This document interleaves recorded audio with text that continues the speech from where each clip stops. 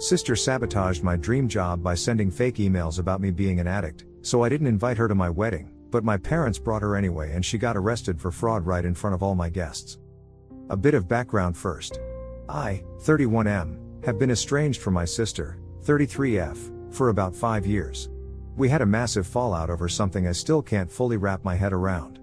But it boils down to her actions that completely upended my life. Growing up, my relationship with my sister was always a bit rocky, but I chalked it up to normal sibling rivalry. We were only 2 years apart, so we were often lumped together in everything. School activities, family gatherings, even friends. I looked up to her in many ways. She was always the more outgoing one with a magnetic personality that drew people to her. In contrast, I was the quieter, more reserved sibling, content with staying in the background. Despite our differences, we had good moments playing games as kids, going on family vacations, and even sharing secrets during those rare times when we got along. But as we got older, things started to shift. She became more competitive, always wanting to one-up me. In high school, if I got an A on the test, she had to get an A+. If I made the basketball team, she would brag about being the star of her track team. At first, it didn't bother me much. I figured it was just her way of pushing herself, but over time, it started feeling less like sibling rivalry and more like something darker. She began to undermine me in subtle ways, making snide comments about my choices or downplaying my achievements. When I got accepted into a good college, she made it seem like it wasn't a big deal, even though she had struggled to get into hers. Our relationship became more strained as the years went on. I began to notice that she thrived on attention. And if the spotlight wasn't on her, she found ways to steal it. This dynamic followed us into adulthood where I tried to distance myself from the constant competition, but she always found a way to drag me back in. Even though I tried to maintain a civil relationship, the underlying tension never really went away. I think a part of me always hoped that we could repair whatever was broken, that maybe one day we could be close like some siblings are. But after what she did to me, I knew that day would never come. It started when I was about to start a new job, a position I had been working towards for years. This wasn't just any job. It was a coveted role in a highly competitive field, the kind of opportunity people dream of but rarely get. I had poured my heart and soul into getting to this point. Countless late nights, networking, extra certifications, internships, you name it, I did it. This job was supposed to be the big break I needed to finally establish myself and build the career I had worked tirelessly for since college. I was excited, probably more excited than I had been in a long time. Everything seemed to be falling into place. My sister, however, didn't seem to share in my excitement. Looking back, there were small signs in the days leading up to my start date. Snide comments here and there, sarcastic jabs disguised as jokes. She'd say things like, "Don't get too comfortable. You know, these things never last," or "I hope you can handle the pressure." Not everyone can. At the time, I brushed them off, telling myself she was just being her usual self, always looking for a way to bring me down a peg. I didn't think much of it. That was until I got a call from the HR department of the company just days before I was supposed to begin.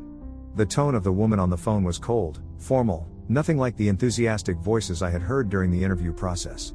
She told me in no uncertain terms that the company had decided to rescind the offer. My stomach dropped. I couldn't understand what was happening. I asked her why, practically begging for an explanation. She hesitated for a moment before finally telling me that they had received an alarming email from someone claiming to be a concerned family member. The email, she said, had raised serious concerns about my character and past behavior.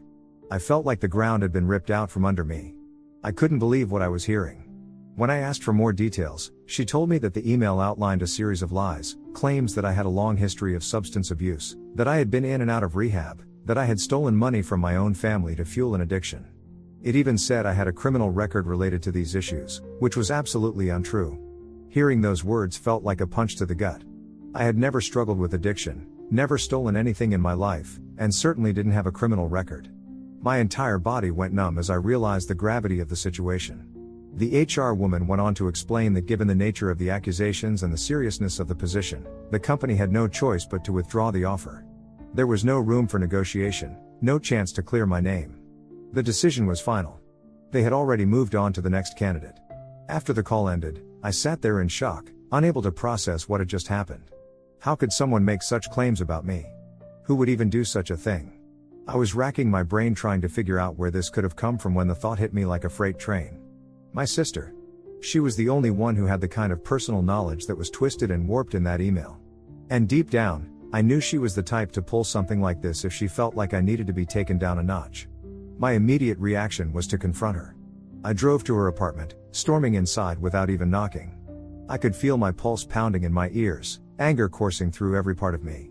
When I confronted her, the look on her face told me everything I needed to know. She didn't deny it. In fact, she didn't even seem surprised that I had figured it out.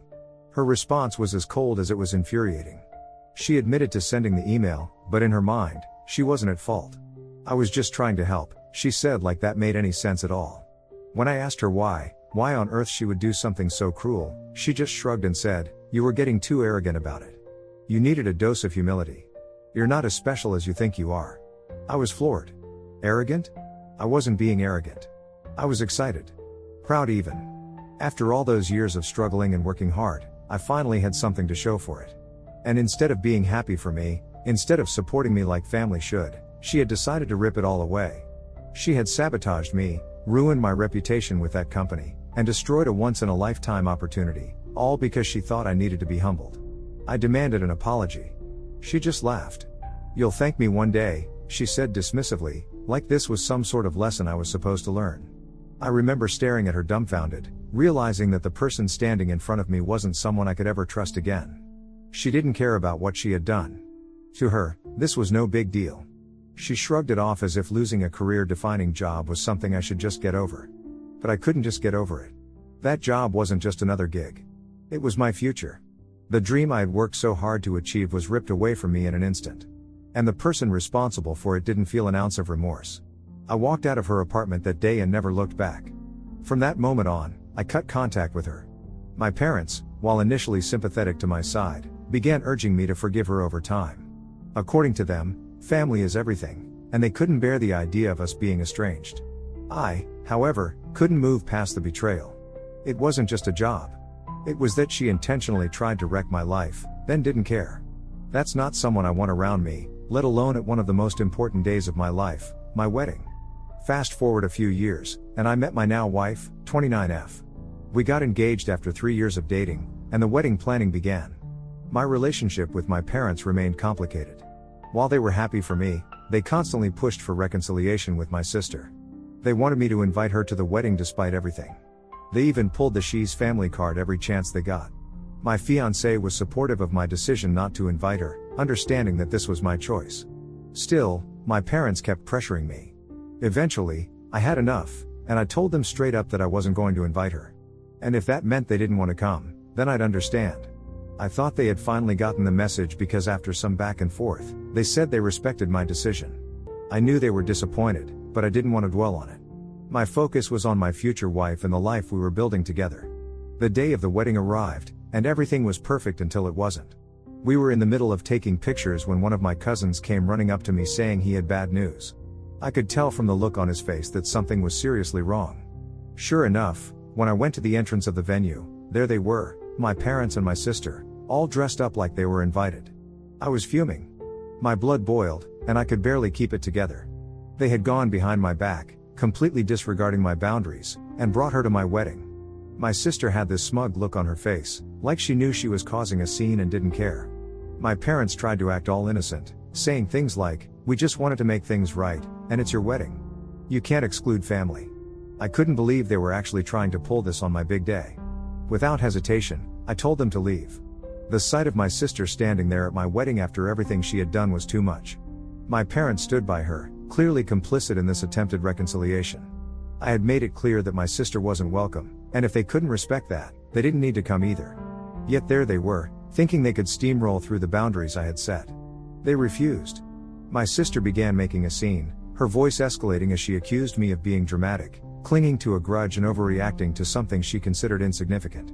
She acted as if the years of betrayal and sabotage were nothing but a trivial misunderstanding. The tension in the air grew palpable, and I could feel the weight of judgment from some of the guests who had started noticing the commotion. Despite her attempt to make me out as unreasonable, I stood my ground. I wasn't about to let her ruin the most important day of my life. This wasn't the time to cave under pressure. Especially not after all the hurt and manipulation she had caused. My parents tried to mediate, pushing me to let it go for the sake of family, but I couldn't. The boundaries I had set were hard-earned.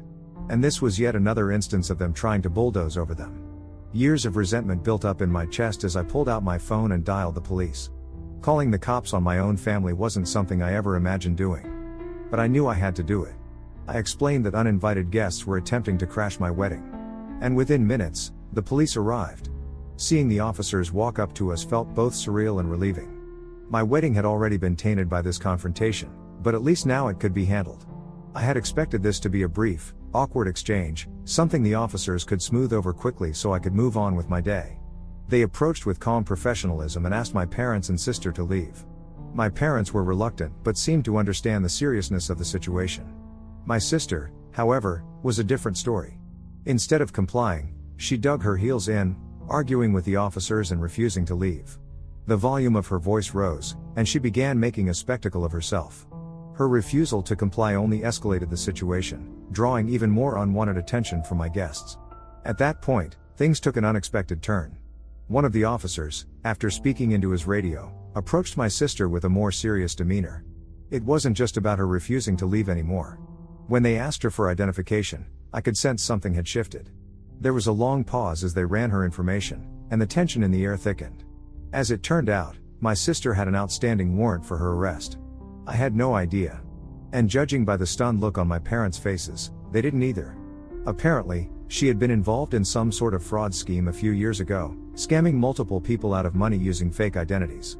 What I had assumed was just a family dispute suddenly transformed into something much more serious. The officers moved quickly, placing her in handcuffs as she protested and struggled. She tried to maintain her defiance, but it was clear that this situation had spiraled far beyond her control. I stood there watching as they led her towards the police car. Her face a mixture of shock and rage. My parents were frantic, pleading with the officers to let her go, but their words fell on deaf ears. When my father physically tried to intervene and my mother grabbed onto my sister, things escalated even further. The officers warned them to step back, but they didn't listen. In their desperation, they made things worse. What should have been a simple ejection from the premises turned into an arrest for obstructing justice. Both of my parents were handcuffed as well, their pleas drowned out by the chaos unfolding around us. I stood there watching as all three of them, my sister, my mother, and my father, were loaded into police cars. It was surreal seeing them carted off in front of my wedding guests, all because they couldn't respect my boundaries. A mix of emotions flooded through me. I wasn't surprised. Not really. After everything my family had put me through, it almost felt inevitable that this would be the outcome. It was as though the years of manipulation, betrayal, and deceit had culminated in this moment of public reckoning. Standing there surrounded by friends and loved ones who had come to support us, I felt a strange mix of guilt and disappointment. Guilt that our special day had turned into a disaster for everyone involved, and disappointment that yet again my family had taken something from me. I stepped forward and with a shaky breath told the guests that the wedding wouldn't be going ahead. Apologizing felt like the right thing to do, though I wasn't even sure what I was apologizing for. Was it for the spectacle? For my family's actions, or for the fact that we had invited everyone here only to send them away? I didn't know. All I knew was that I felt lost, unsure of how to navigate the wreckage my family had left behind. I don't know how to move ahead with this. Everything I had envisioned for my fiancé and me, for our future together, now seemed overshadowed by the chaos my family had unleashed. It wasn't just about rescheduling or salvaging the day anymore. It was about picking up the emotional pieces left behind. How do you move forward when the people who should support you are the ones constantly dragging you down? Update 1. A few days after the wedding, things had settled down, but the aftermath of the drama still created a lot of tension. My partner and I were trying to move on, to reclaim the joy that had been stolen from us. But my parents, now out on bail, had been blowing up my phone. Their relentless messages were a constant reminder of the chaos that had just unfolded. Voicemails piled up, and long guilt-tripping texts flooded my inbox. My mom's messages were particularly infuriating, filled with phrases like, "We were just trying to help, and you didn't have to call the cops on us." It was as if they were still trying to spin the narrative in their favor, refusing to acknowledge how deeply they had crossed a line. As the days passed, the frustration only grew. My dad, as usual, stayed quiet, allowing my mom to take the lead in their defense. While he remained passive, I knew he was just as complicit. Their unwillingness to accept any responsibility felt like a betrayal all over again. I wondered if this was how it would always be. My family refusing to recognize the damage they had caused, forever trapped in their denial. Meanwhile, my sister remained in custody, and I learned more about the charges she was facing. Multiple counts of fraud and identity theft painted a grim picture. Each piece of news cut deeper. I didn't know the full extent of her crimes, but the more I uncovered, the more I realized how long this had been going on. Everything was so tangled, and the realization that she was potentially facing serious prison time was unsettling. Part of me felt a flicker of sympathy. After all, she was still my sister. But then the memories flooded back, the lies, the manipulation, the way she had consistently undermined me. It was a pattern. And now she was finally facing the consequences of her actions. While all of this goes on, my fiancée became my rock. She was there for me every step of the way, always ready to listen as I vented my frustrations and fears. We spent long evenings talking about how to handle my family moving forward, going over every possible scenario. It became clear that cutting them out, at least for the foreseeable future, was the best option for our mental health. We needed to create a space free from the chaos they constantly brought into my life. But even that decision didn't come without its complications. One evening while we were having dinner, I received a call from an unknown number. I hesitated, but something compelled me to answer. It turned out to be a family friend who had heard about the wedding incident and the situation with my sister. They expressed concern and urged me to reconsider my decision to cut ties with my family. Hearing that kind of pressure honestly made my stomach churn. It was as if the entire community was caught in the drama, and I suddenly felt exposed and vulnerable to their opinions. The following day, I received an unexpected visit from my parents. They showed up unannounced. I had hoped that giving them space would allow some of the tension to dissipate, but they seemed determined to confront me. My mom's face was a mask of indignation as she entered our home. She launched into a tirade about how we were being unreasonable, how I was supposed to forgive and forget. My dad remained silent, an observer of the chaos that was unfolding yet again. That confrontation spiraled into a heated argument. I tried to explain my perspective, to explain why their actions had been so harmful. But it felt like talking to a wall. They didn't want to hear it. Instead, my mom insisted that we should all be able to move on as if everything could simply be brushed aside.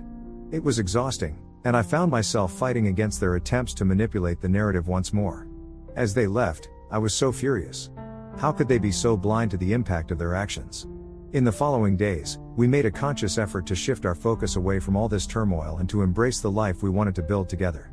We started planning a small getaway, something to celebrate our union away from the chaos. It was a much-needed distraction, a chance to reconnect without the constant reminders of my family's interference. Ultimately, the decision to step back from my family felt necessary, but it also left me with a sense of loss.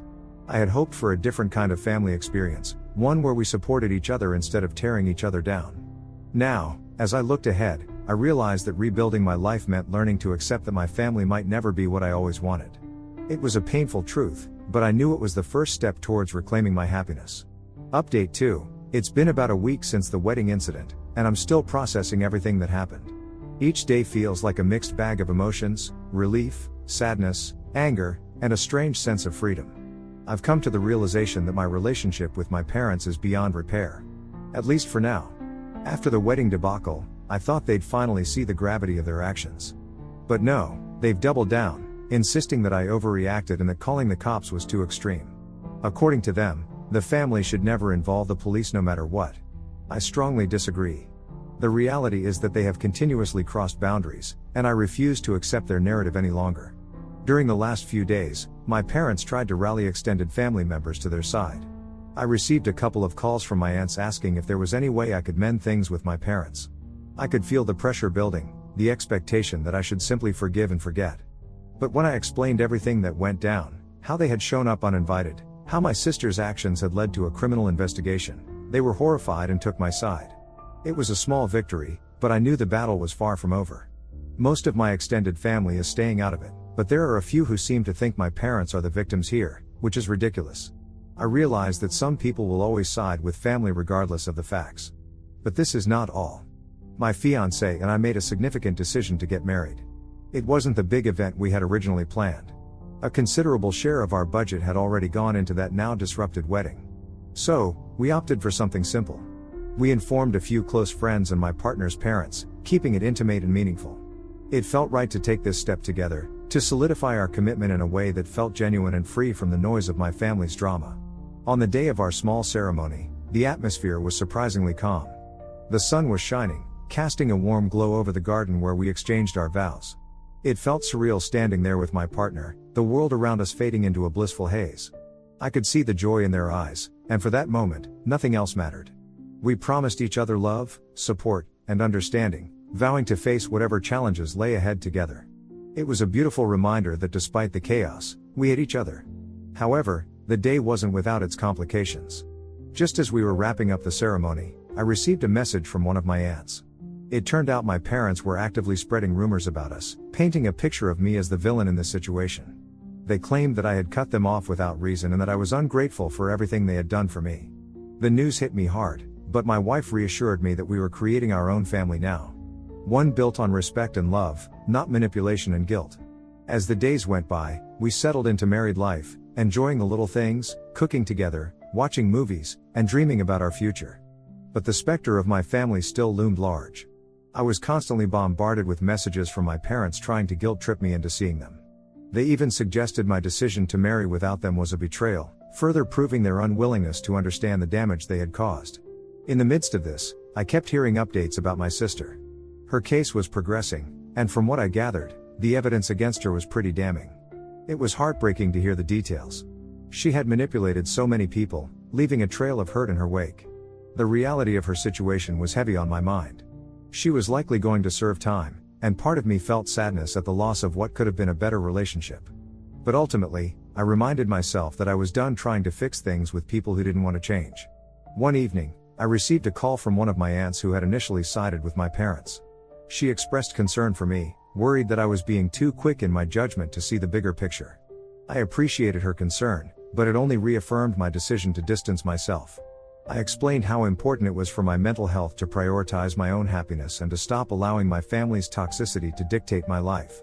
I hung up feeling empowered, knowing I was choosing a better path for myself.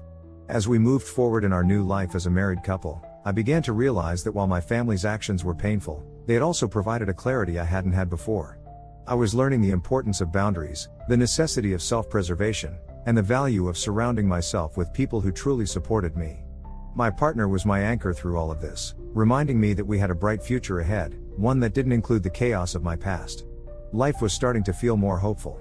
But I knew I had to stay vigilant. The path to healing would be long, and while I may not have answers for everything, I was committed to carving out a space where I could thrive far from the shadows of my family's dysfunction. Update 3, it's been a few more days, and I think I'm finally ready to move on from this whole mess. My wife and I are focusing on our future together, and we've started planning a small getaway as our honeymoon to decompress after all the wedding drama. It feels good to have something positive to look forward to. I'm still getting occasional messages from my parents, but I stopped responding for a while. They made their choice, and I made mine. My sister's legal troubles are ongoing, and it looks like she'll be facing a significant amount of prison time. It's a strange feeling knowing that a member of my family is going to jail. But at the same time, I can't say I'm surprised. She's been walking a dangerous path for years. And this was bound to happen eventually. With all this weighing on me, I decided to have one final meeting with my parents. I didn't expect them to suddenly understand my side, but I wanted them to know that I was starting a new life. When we met, I could tell they were exhausted by the whole mess. My sister's mistakes had clearly taken a toll on them as well. They looked worn out, and it felt like they were carrying a heavy burden. We sat down in a quiet cafe, and I tried to explain my feelings. I talked about how their actions hurt me, how I couldn't keep living in that chaos. They didn't say much at first, just looked at me with tired eyes. I saw a hint of regret on their faces, but I knew they wouldn't fully admit it. They still held on to their beliefs about family, but I felt like we were all stuck in a loop, unable to break free. After a while, my mom spoke up, saying she wished things could go back to normal. I realized then that their idea of normal was very different from mine. I wanted a healthy relationship, one built on trust and respect, and I could see they were still stuck in their ways. As I left that meeting, I felt a mix of emotions. It was sad to see them in such a state, but I also felt a sense of relief. I had tried to reach out, and now I was ready to let go. In the end, I've learned that family isn't just about blood. It's about trust, respect, and love. My parents and sister violated all those things. And while it's painful to cut ties, I know it's the right thing to do. My wife and I are building our own family now, one based on mutual respect and understanding, and that's all that matters. We're excited for our future together, free from the chaos of my past. For anyone else dealing with toxic family members, my advice is this. Don't let guilt or obligation keep you in a harmful situation.